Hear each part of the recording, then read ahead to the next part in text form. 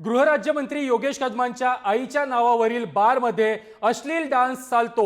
Dance बारवरून Anil Parab यांचा योगेश कदमांवरती हा निशाणा पाहायला मिळतोय। उद्या मुख्यमंत्री फडणवीसांना पुरावे देणार अशा प्रकारचा इशारा देखील अनिल परब यांनी योगेश कदमांना दिलेला आहे। गृहराज्यमंत्र्याच्या बारमधील अश्लील डान्स कोण बंद करणार अशा प्रकारचा सवाल देखील परबांनी उपस्थित केला आहे।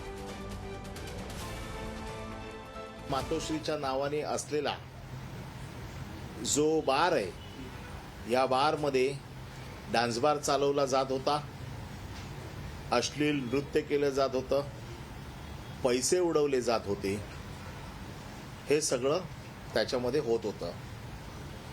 मी सगळी माहितीच्या अधिकारात ही मला मिळालेली आहे, त्यामुळे ही माहिती खोटी असू शकत नाही।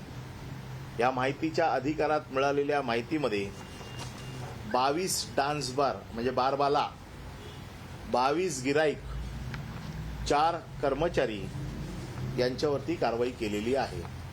हे गृहराज्यमंत्री नवीन मुंबईपर्यंत डान्स बारवरती रेड करायला जातात का? तर अश्लीलता चालते, अश्लीलता पसरवली जाते, अनैतिक धंदा आहे, समाज विघातक कृती आहे, म्हणून हे काय करतात? रेड करतात। हरकत नाही, चांगलं काम करतात। पण स्वतःच्या आईच्या नावाने जो डान्स बार चालतोय त्याच्यावर कोण कारवाई करणार? त्याच्यावर कारवाई झालेली आहे। उद्या हे सगळे कागद हे मी त्यांच्याकडे देणार आहे आणि त्यांच्यावरती काय कारवाई करणार त्याचं कारण असं आहे, रेकॉर्डिंग पोलिसांचं आहे ज्याच्यामध्ये नृत्य करताना, लगट करताना, पैसे उधळताना या सगळ्या गोष्टी आलेल्या आहेत। त्यामुळे ह्या केसमध्ये सिद्ध करण्यासारखं आता काही राहिलेलं नाही।